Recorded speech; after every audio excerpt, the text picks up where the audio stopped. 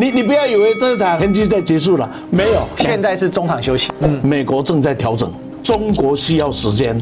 再下一次出来的时候，钱数套路都不一样了。所以国际政治本来就是大国政治，是 APEC 也好，G20也好，一个国际基于整个的大国需要建构出来的平台嘛。我要和平统一台湾，这是一个潜台词。台湾不愿意去面对的问题，没有看到美国强调台湾关系法。过去有一个底线，现在这个底线是明确化的。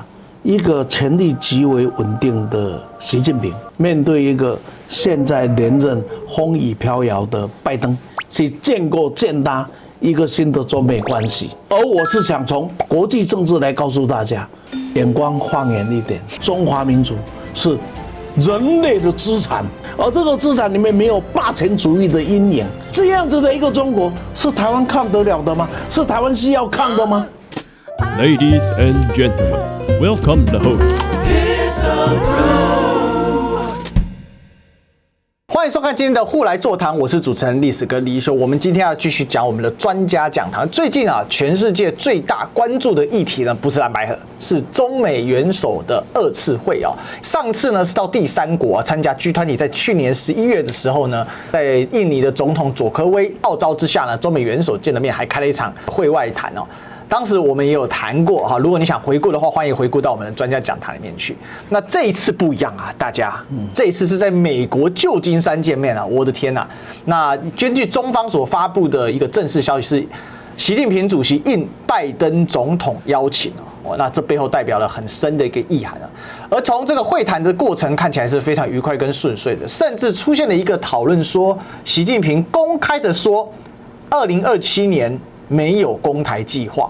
这到底中美要走向一个什么样的状况？两岸是不是迎来了一个和平的空间呢？那与此同时，我们可以看到 APEC 的会谈哦，看起来已经完全变成一个中美两极的一个这个状况，是这样子吗？还是世界的多极化依然在推行？还有我们看到了这个伊斯兰世界呢群聚到了北京，像是在告御状一样来控诉以色列对巴勒斯坦的暴行啊。另外呢，我们也看到在印度洋当中战略地位非常重要的小国马尔地夫啊，他选出了一个新的总统，要求印度 get out here 全面撤军。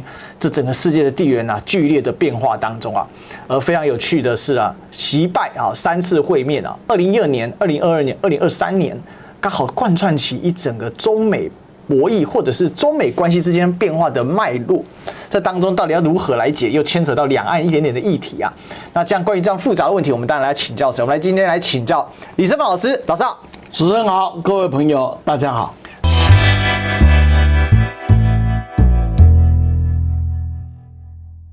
是老师，这一次不得了了啊！这个大家虽然热度不若上次那么高，可是毕竟这次在哪里？这次在 America 啊，到了美国去见面，看起来拜登心情非常的好啊，而且呢是习拜先会啊。那我们来看一下，拜习会校正了中美关系方向啊。那我们终于看到中美历经了数年的博弈啊，大致呢清楚双方的底牌跟整体状况。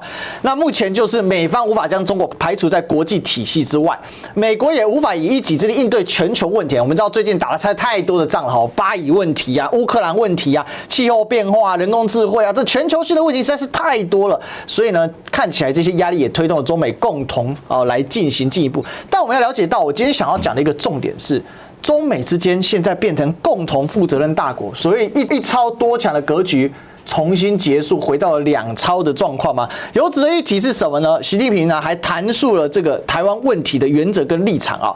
那这是最重要、最敏感的问题，中国终将统一，也必然统一啊。所以中方敦促美方不要支持台独啊。那另外呢，要停止武装台湾，支持中国的和平统一啊。所以底线也打得很清楚，美国打台湾牌的空间就越来越小了。所以看起来确实对全球的议题影响都非常的巨大啊。虽然国际关注度不高，相对没上次高，可是我看到的里面的实质的意涵比上次多太多了。台湾是一个不太讨论国际政治的地方啊。反正小里小气的事情搞了一堆，讨论国际政治是要花一点时间认识，那才有办法，或者就是空泛之谈。那谈这个问题啊，就是您这个题目开题啊，就是说是不是校正中美的关系？是的，这个校正这个话是对。那我们从大方向来看，第一个呢，就是一个权力极为稳定的习近平，面对一个现在连任风雨飘摇的拜登。那这个时候，你觉得谁有求于谁会更多？必然是拜登求息。这很简单。所以台湾人都讲，哎呀，大陆投降啦，什么，反正吹牛不必缴税嘛。第二个呢是压不住的中国，面对一个现在慢慢起不来的美国。美国再也没有办法长足的进步。是为什么？因为它现在所剩下的产业跟整个的经济结构是片面的，而不是全面的。对，它是金融的、科技的，其他拿掉又是很惨的，是吧？一个呢是想压不住的中国，一个是想起不来的美国。所以你看，要求制造业回归多困难啊！讲不会发生的。对。第三个呢是需要时间的中国，距离它要成为一个真正让自己可以稳定的、不受威胁的中华人民共和国，那很抱歉，还有一段的时间。所以是一个需要时间的中国，啊，面对一个什么？面对一个必须要调整心态的美国。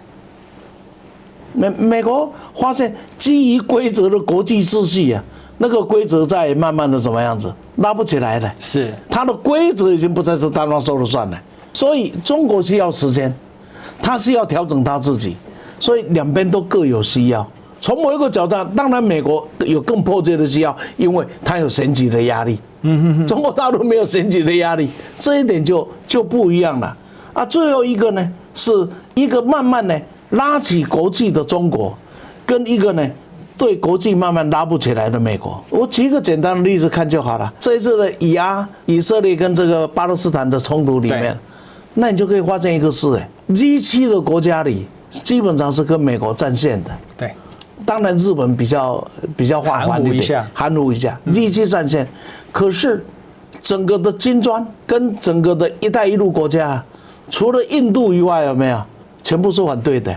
那你不觉得这个世界好魔幻？刚刚你也特别提到了一个啊，那就是所有的中东的国家，现在呢跑去北京，还有伊朗跟沙特阿拉伯的和解。是在北京。以前康熙的时候有一个很有趣的事啊，就是蒙古诸多国家里面都被噶尔丹欺负了，结果要来找谁？找中国。第一个找老大来撮合嘛，那撮不成，老大会替你出面嘛。当然历史是不能照搬呐。不过他某种程度不是展现出这样子的一个形态正在产生，所以整个的世界正在发生。尤其中美之间的关系正在发生很大的一个变化中，在这样的情况下，中美的关系要不要重新再定位？以前拜登讲说，该竞争的时候竞争，该合作的时候合作。这一次竞争两个字都不见了。哎，真的耶，美国媒体也不见了，都不见了，该见啊！唯一这一次比较突出一点就是所谓的独裁者，有没有？这可是你可以看那布林肯的那给他脸色很难看，那脸的有没有非常的难看嘛，是吧？80几岁的老头子又走岔了路嘛，但是呢，中方也不愿意在这个事情上跟他计较，是带过了就算了。所以在这个里面呢，中国需要时间，那美国呢需要调整。因为他不调整，他这个老大会越当越辛苦，两边都需要在这样的情况里面去建搭一个新的中美关系。在这样两个摆在一起的时候，你就可以看到，你就可以去了解很多的状况的改变。所以，立美不要再吹牛了那习近平完啦，垮啦服软啦，投降啦，对不对啊？对。那美国说，我又没有给你个宣传费，你干嘛对我讲那么大声，害我都不好意思，明明不是那个样子，是吧？其实中美双方是在战术层级上彼此都需要和缓的一个空间，但整体战略方向并没有大幅度的改变。这样呢，我用一个形容比较精确一点呐。这两个人在前期上打了一阵子了，打到现在有没有？现在说先停一下，各自回到自己的角落，该按摩的按摩，该喝水的喝水，等到喝的差不多了再来打一次。可是再下一次出来的时候，钱数套路都不一样了因为条件不一样了嘛。所以这个其实虽然看起来是个战术的和缓，但它可能是个战略的转折点。是啊，那就看双方到时候能够出现到的条件有多少了。所以我刚才讲一句，中国需要时间，美国正在调整。所以这是个互取所需的一个 pass。你不要以为这场前期在结束了，没有，现在还在按摩，在喝水，来调整下一场的战术。所以我可以直白地讲 ，Round One to Round Two， 现在是中场休息啊，对啊，所以台湾，所以说不要有一个家伙跑上来丢一个鞭炮。OK， 你了解了没有？如果上来丢鞭炮，2个人一起揍他。对，都别给我丢鞭炮，因为我现在正在按摩。那么，所以巴勒斯坦跟那个谁以色列丢那个鞭炮有没有？那美国就很头大了。对啊，那个乌克兰是他自己丢的嘛。那像台湾，美国说你给我快点，给我快点。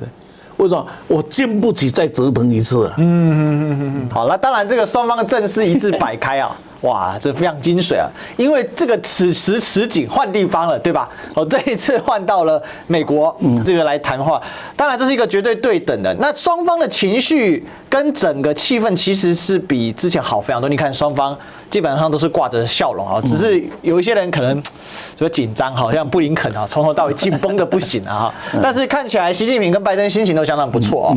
这其实有很多的花边啊，我们今天没有时间介绍。其实这次也有很多外媒讨论说，这个看来习主席啊，这有很多这种花絮，有点多了一点不一样的味道。不过重点还是在于这次对话的一些成果了哈。当然 APEC 之后面是等一下我们来聊啊。这边是讲到说这一次的会面啊，在这个费罗利庄园举行了约2个小时的会晤，重点就是恢复了军事高层对话。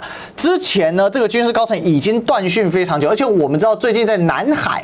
在这个台海，在很多地方啊，不管是领空还是不管是在空中还是海上，都有很多的中美基建之间的摩擦，尤其是中方去拦截了美方哦这样的一个状况。那所以这一次呢，恢复了沟通管道，确实是一个突破。另外在会议上呢，我们也可以看到，比如说像人工智能、芬太尼啊，两人也谈及了以色列哈马斯冲突、台湾等等的部分啊哈。那就是我们刚才讲的最大且最危险的议题，就是在台湾议题哦。好，那老师你怎么看？就是说恢复军事高层对话，这应该是蛮有一个意义的存在，因为断续好久了。停下来是中国大陆停的。中国大陆停了这个军事对话啊，因为2件事啊，一个呢就是对于当时的国防部长、新任国防部长的制裁啊，那么摆着的时候，中国大陆那我干嘛跟你对话呢？你对我的部长都制裁了，我跟你对话个什么？第二个呢，流浪气球啊，那告到这个问题啊，让它更为的复杂了。所以在这样的情况里面呢，双方都认为有必要，全世界也认为有必要。第一、第二的2个军事大国，尤其呢，在这样的情况里面呢，双方的对话更是有它的必要跟价值所在啊。所以这个大概是全世界都共认的，而且共同需要的，并没有认为谁输谁赢。那刚才老师有提到说没有谁输谁赢，但是这里面有一个重点啊，台湾关系被摆在这个所谓军事对话里面，那这样子谈到底是对台湾关系有什么根本性的改变吗？还是美国跟中国之间对于台湾问题，其实进一步的就是来说，讲白了，中国对台湾问题的话语权在增加，还是这个美国有坚持住底线？大陆在谈台湾问题有一定的一套的套路，那美国也有一定的套路。可是最近你有没有发现这个套路两边在改变了？第一个套路里，我这一次最大的特点，没有看到美国强调台湾关系法。真的哎，他只有恢复对话，你没有谈到台湾关系法，是也没有很强烈的强调，防卫台湾是他的义务。美国防卫台湾的前提是台湾关系法。对 ，OK。那大陆过去跟美国也是只有谈一个中国政策，然后呢，这个的台独是我们的底线。就是负面表列是多啊，是这一次里面他是很明白的跟他谈得很正面的表列，就是中国要和平统一。你想想看嘛，这是一个潜台词，只是台湾不愿意去面对的问题，美国一直想逃避的问题。这次中国大陆把它提出来了，我就是要统一，就是什么特色呢？就美国讲是说，我支持一个中国的政策，对不对？我不支持台独。我不支持2个中国，不支持一中一台，不支持台湾加入主权国为身份的国际组织。这基本上大概就是美国的公报这的所提的一个共同的一个概念嘛。它的概念里面有一个问题，两岸问题该怎么办？由两岸的中国人以和平的方式解决。这是从上海公报就一直开始到这里。那美国呢，请注意哦，长久以来他只说大陆，你不可以武力换台，潜台词说你不可以用武力统一台湾，但是美国是从来没有公开表示过中国大陆不可以统一台湾哦。你看过没有？没有，你听过没有？没有，没有。是吧？在这个部分呢，双方本来是有一个，等于说有一个默契，你不支持台独，我也不跟你提统一，是因为你不支持台独，就是让我有统一的空间嘛。那你呢，不要去武装台湾嘛，那我们之间就有和平的机会嘛，是不是这样子？那现在过去是一个战略模糊的话，现在在这个问题上，大陆是把它清晰化了，也就是说，以后我不是要你不支持台独而已啊。我以后会很明白的跟你讲，和平统一是我的政策啊，而且是符合中美所有的公报啊，中美所有的建立的一个前提啊，这是台湾必须要面对的问题耶，大家不去讨论。第二个，大家只看到一个问题，很高兴，哎呀，这个什么东西，这个呢，没有攻台计划，是啊，第一个我要和平统一啊，有和平统一怎么会有攻台呢？第二个，你不要武备台湾呢。那各位晓得，所谓的非和平方式解决台湾的问题，有几个要件嘛？是。那既然美国不支持台独，也不武备台湾，也不介入台湾，有没有？那我为什么要武力攻台呢？再过来，所谓的和平统一，和平统一本来就没有武力的什么，就没有武力的时间表嘛。是。武力时间表是被动的嘛，所以中国大陆即使提出我没有27的规划，我没有35的规划，事实上有讲跟没有讲是什么一样的？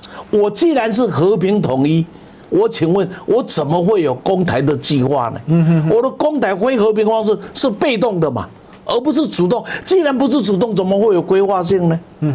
所以当我们看这个问题，要整个把它给统整的来看。对，就是第一个。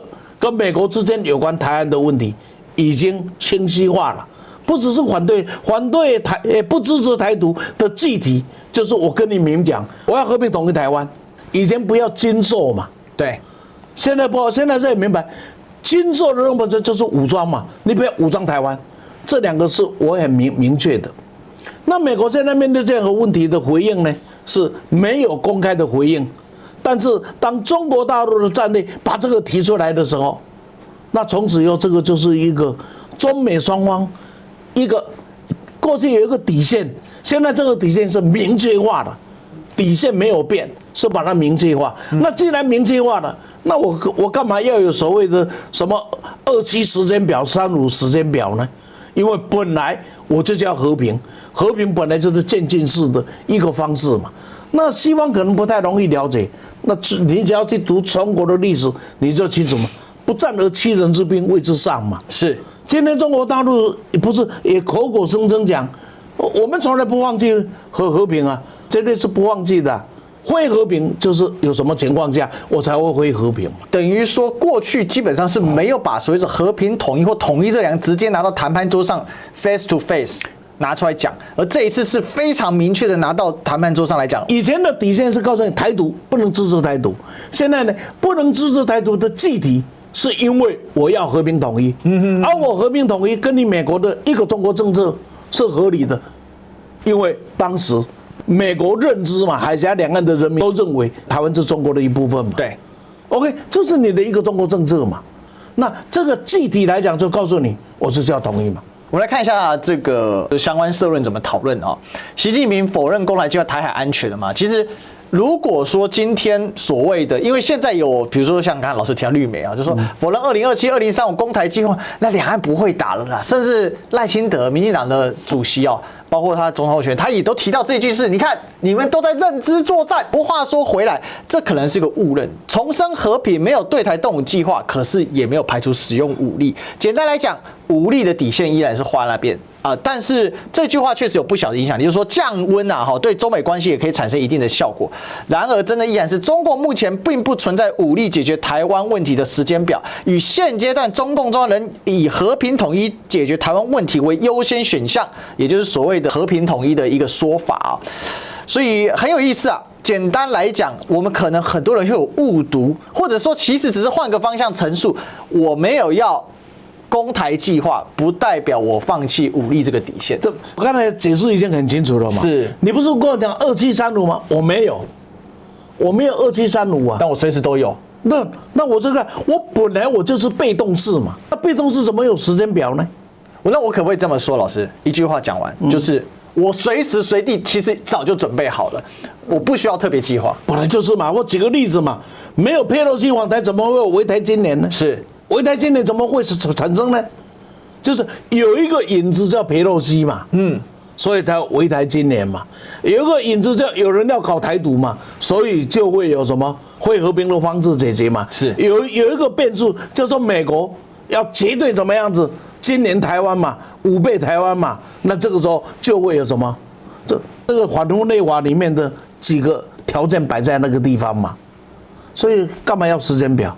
不需要。时间表都是外面讲的什么时候中共中央表达过时间表？所以他说没有这个时间表，又有什么呢？因为它本来就是被动式的反应嘛，它不是主动式的规划嘛。我讲到这，我在面对一个问题：是所有研究美国问题的中国专家都有相当的英文造诣能力。所有所谓的中国专家，他的中文造诣能力到什么程度？对，很简单了，中国人的文案，尤其是中国大陆跟早期国民党一样啊。政府的文案的每一个字啊，是字斟句酌，不像我们现在是一个小鬼写的稿子，那个总统就可以拿去念了，这在中国大陆是不会发生的。包括习近平的讲话是经过一再的讨论，然后字斟句酌的每一个字，这个东西没有对中国的文字、中国的文化有相当体会跟了解，你是没有办法体会的，君无戏言。不但进入戏言，那个意涵你是不容易体会的。是中国人讲的不战而屈人之兵，在中国的历史里，这本来就是兵法的最上层嘛。但是西方的历史里，不战屈人之兵很少要打就把你干掉了，什么不战屈人之兵？你要了解中文，就是充满双方的最大的一个是对英文的造诣能力远远胜于中国专家对中文的造诣能力，对于中国历史、对于中国文化、对于中国文明的了解的那个字斟句酌的每一个字的意思啊，从以前胡锦涛讲过不折腾，有没有？是，就把美国的专家折腾死了。这不折腾，连脑中要翻成英文都很辛苦。对，这反分类法，他不是讲武力他是非和平的方式。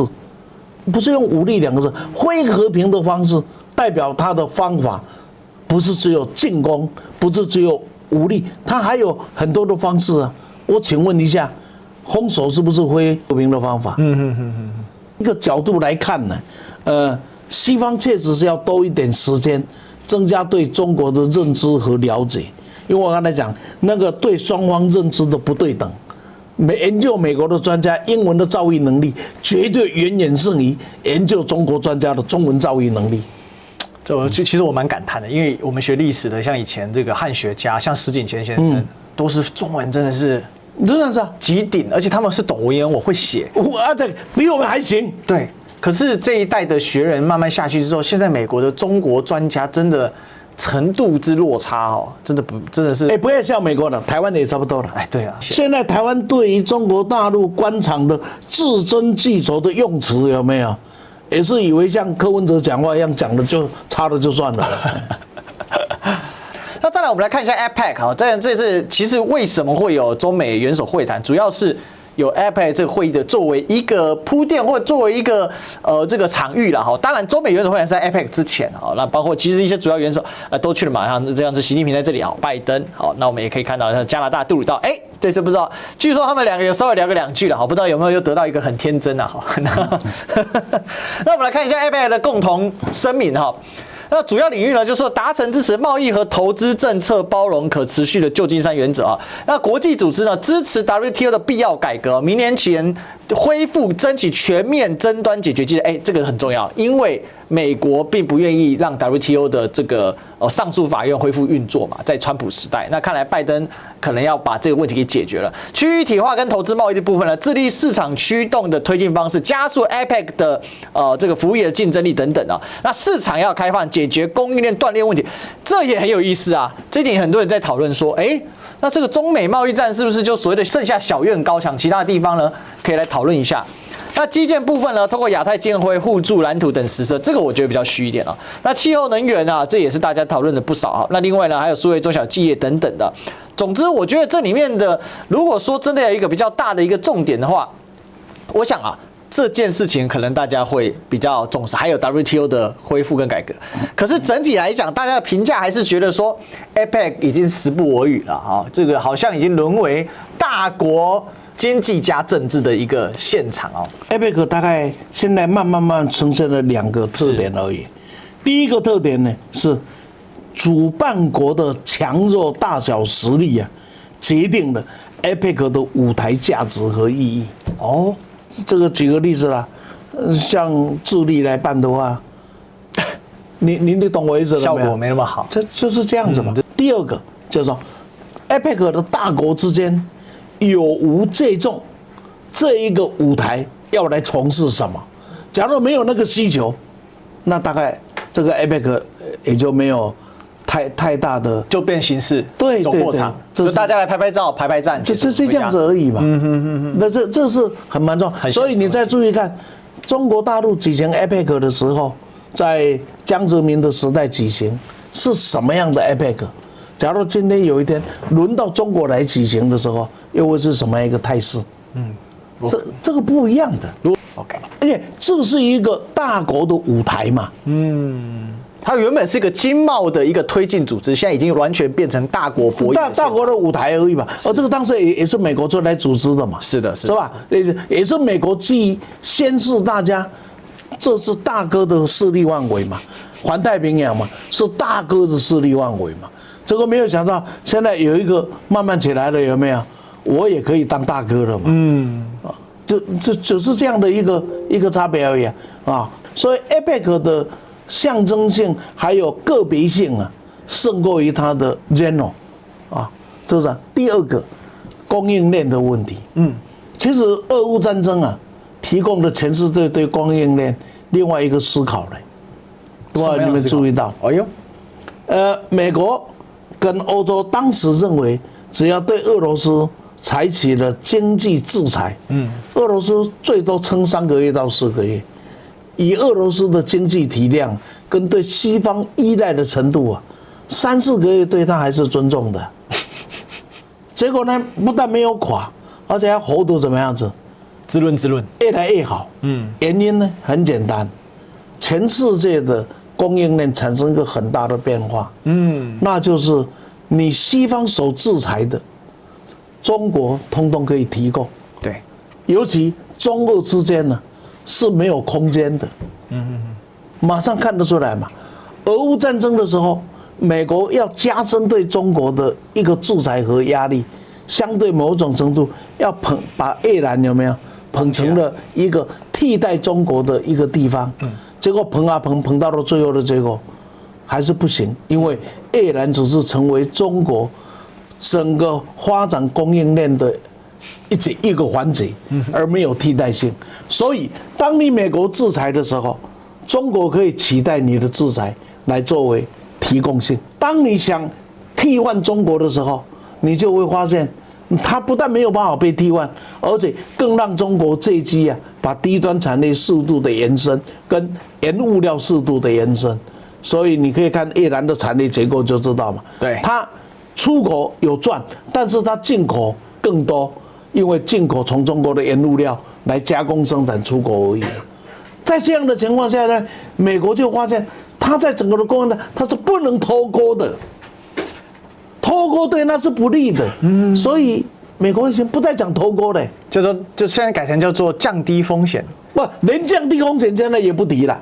这一次都消失了。降低风险是欧盟啊，对，欧盟不要讲的那么难听，所以改成降低风险。现在降低也不提了，因为除了中国之外，找不到第二个世界工厂啊，而且是全方位的世界工厂啊。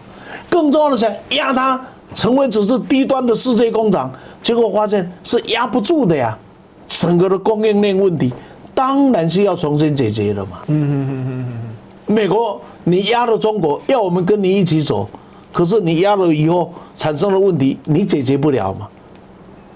我们要生存嘛，连你美国自己都受到很大的压力了。老师，那我这样听，我可不可以这么讲？其实 APEC 现在已经变成大国之间讲和，或者是作为一个和缓空间当中的一个包装。我把这么多国家找来，看起来是用国际框架来解决问题，其实是在解决大国的问题。因为如果是这样的话，那其实很明显，全球的供应链韧性远远超过西方国家的想象。所以最后结果是你得处理。可是面对国内的选举压力，民粹，您一开始就有提到，关键是美国要选举，我没办法直接跟中国直接连。那我找 APEC 这个场合连一下，我藏在 APEC 里面变成领袖共同宣言，用这种方式来处置。不过应该是这样子啦。国际政治本来就是大国政治啦，国际政治哪有小国谈话的啊？国际本来就是大国政治，小国能够玩得风生水起的没有几个啦，都是因为它有特殊的地缘关系，还有本身的实力也够了，对不对？假如新加坡也是一个乌漆嘛黑的国家，你看也是不行的，所以实力够、地缘够的小国还有生存的空间，否则国际政治就是大国政治了。我举个例子听就好了吗？全世界最不公平的国际组织叫联合国嘛。为什么叫不公平？很简单啊，5个常任理事国拥有否决权了。是，就是你们几个在吵，在那边闹啊，那我在那旁边睡觉啊，睡着了。等你们表决完了啊，表决完了，否定，那就结束了。这就是为什么国际联盟没有几年就垮掉，然后联合国到现在70几年还活着的原因，因为国际政治就是大国政治嘛。然后这个常任理事国的否决权，让大国不用离开嘛。符合大国利益需求。他只要否决就好了，他干嘛离开？那否决就是了。你们全世界都说以色列不对，骂完了啊，我否决嘛，结束了嘛。那他干嘛要离开？所以国际政治本来就是大国政治，是，而且非常不公平的大国政治。好，从这个角度来看 ，APEC 也好，G20 也好，什么等等呀，它都是一个什么？一个国际基于整个的大国需要建构出来的平台嘛。一带一路比较是不一样嘛。一带一路不是基于大国，那你说金砖就是次大国的平台嘛？次大国的平台啊，不是吗？对。只有一带一路是具有包含性的，不是大国的一个国家，可是还是要大国出来牵头啊。对，没有大国顶不住啦。那而且这个大国是一个超大国，叫做中国出来牵头啊。对，那当然我们也可以看到这个现在啊，俄乌之战打到这个程度，就伊斯兰国家呢，哇，这个看到伊朗总统莱西啊，那 MBS 啊，小萨勒曼这个是沙烏地的老大，大家组一团了，还包括土耳其啊，那还包括回教世界人口最多的这佐科总统佐科威印尼啊，所以等于说各位大头跑来干嘛呢？这个大家会齐聚一堂啊，他们现在找了这个外长来访华那刚才那个是他们前阵子在开会的时候是。那这个10月20号到21号呢，这个伊斯兰国家外长联合代表团呢，来访华，代表成员呢有沙特的外交大臣费萨尔这位非常的厉害对，这个大家如果有看过他的访问，而且在沙特的整个体系里面很有地位，他哥哥非常的倚重他。那约旦的副相兼这个外交大臣这个是萨法迪那埃及的外长这是苏里克，还有印尼的外长那还有巴勒斯坦的外长等等伊斯兰国家组织的秘书长塔哈，那来访问那来访问要干嘛呢？意思就是说将同阿拉伯伊斯兰国家外长联合代表团推动巴以降温，保护公民，公正解决巴勒斯坦问题，这个深入沟通协调，而且呢，这已经是中国在回教世界、在伊斯兰世界、在中东问题上的第2次的大新闻了，也是继以巴开战以来呢，国际上最被关注的。那这个标题很有趣，他说北京成多国伊斯兰，就是说这些伊斯兰国家呢，在联合国讨不到便宜，其实他们已经成功了，在联合国。上次我们也讨论过联合国大会，对，只有14个国家是持反对的嘛，大家都谴责这个需要立刻停战的问题。但是他那个焦点是放在儿童而已。是，但这一次不一样了，这一次是那我在联合国讨不到的，那我来北京讨。哇，这有点上京告御状的感觉了。这个画面呢，请各位想，这个又是西方想不通的一件事情。这要是在美国，美国派一个特使穿梭在各国之间，现在是颠倒回来，现在是各国的外长，然后集结到北京来。各位，你把那个画面想象一下，一个是我要去你家穿梭，一个大家一起来，为什么？因为简单嘛，找美国没有用嘛。对，你没有用，你不公正嘛。而且长期来，你是在压迫我们嘛。但是我从中国的市场我看到一个嘛，他即使跟我合作，帮了我的忙，不会干涉我的内政嘛。他会协助我处理整个地区的和平，所以把伊朗、把沙特阿拉伯给连在一起，对，造成了今天美国处理以巴的问题很困难的原因是，它没有见缝插针的地方。现在不但没有这样插，而且还大家共同的之间，你看这些有一个特点嘛，通通都是伊斯兰国家嘛，是他们是伊斯兰组织的，都是伊斯兰国家嘛。在伊斯兰国家里面就发现，我找谁啊？苏联不行嘛，美国不可以嘛，那剩下谁？剩下中国嘛。老师，这很讽刺，因为西方一直说中国打压回教的维吾尔族，结果回教合作组织跑来找中国。你知道，这以后有机会，我跟你讲那个新疆棉花的事情，那后面是有背后的阴谋，是有很严重的经济阴谋，有机会讲给你们听。但我可不可以直接说一个这个我的观点，就是说，这也代表一件事情，就是在 APEC 的这个中美是完全对等状况下，其实这个世界已经从一超多强的后冷战时期，在经过打了5年的所谓中美贸易战之后，现在已经正式的成为2超多强，或者是一个多极化的，虽然是2超强，不要到超级强，而是2超强，然后很多这种各种组织国家，那现在我在你美国的体系你不给我公正，我就去找中国来给我公正，我可不可以这么说？应该不要讲2超了，从我们中国人的话语义来看，在我愿意说。在世界2大国的情况下，2大多强两大国了啊，2大国情况下，一个不可靠嘛，那一个我信得过嘛。你看这些国家大部分都是一带一路的国家。是。其实我来上你这个节目讲国际政治啊，不是在告诉大家我对国际政治有什么见解。其实我最主要的目的只有一个，告诉台湾的朋友，眼光放远一点，中国大陆绝对不是3立台视、自由时报所讲的那个中国大陆，那个中国大陆现在已经崩了。等等啊，但不是的，中国大陆没有垮，中国大陆是发展过程中面对发展所产生的诸多的问题，它的问题都不是因为源于贫穷落后，而是源于发展所产生的问题，它会用更多的发展去解决它。但是更重要的是，它发展出成为一个世界上共同依赖的大国。中国中华民族是人类的资产，而不是人类的负债。当中华民族成为人类资产的时候，台湾是要成为中华民族的一份子呢，或者要是跟中华民族对抗的一份子呢？其实我之所以参加您这个节目谈的比较多的国际政治，所有的东西，我只想告诉大家这么一件事而已。不管你对中国什么样的看法，你必须承认，它今天是国际社会很重要，而且发言一言九鼎的国家。不止如此，它今天又是什么？是人类共同的资产，而这个资产里面没有霸权主义的阴影，没有帝国主义的阴影。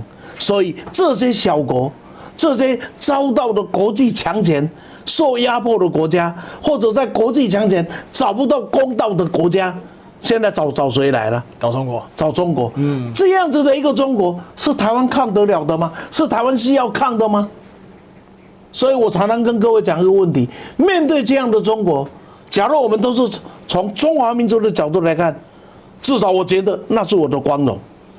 不管我今天的国籍是中华民国，不管我今天的祖籍是中国，那我以中华民族一份子为荣嘛？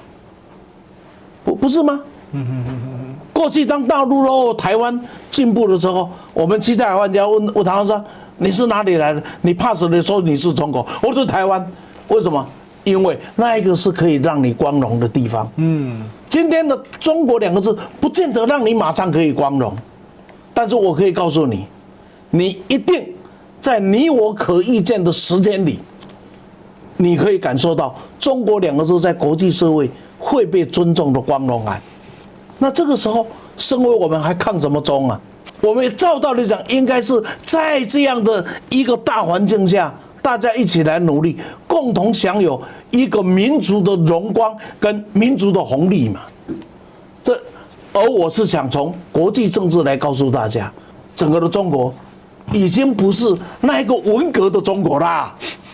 老是人每次讲到都讲到那个文革的中国，那已经不是，他已经穿西装等等，在国际社会有发言权的中国了，是拜登必须要打开车门看看这是一个什么车子的中国了，是中国的车子可以在世界车展、在东京车展让日本人感慨的中国了，那大家重新去面对一下。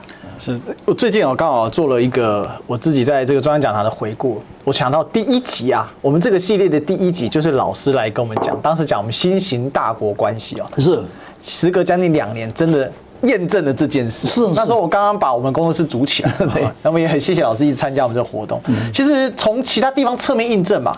就连印度洋里面，过去完全是沦为印度附庸的马尔地夫新选出的总统啊，叫做呢穆伊祖啊，那他竟然要求印度从该国来撤军啊，因为过去呢这个现任总统叫马累啊，他是非常亲印的啊，是印度优先政策。等一下，这个国家在哪里？好，我跟大家讲，跟大家介绍，这台湾嘛啊，这印度好，那这个就是马尔地夫哦，他在这个位置上，那大家可以看到，这就是一个印度洋。你看，你要从印度洋穿梭过去，你不管从马六甲出来，你要过去，你一定得经过马尔地夫，所以它在整个国际航道上面是一个极为重要的战略位置啊。那这也是为什么印度一直需要把它给牢牢抓在手里。当然，它过去也是所谓的英国的殖民地了哦。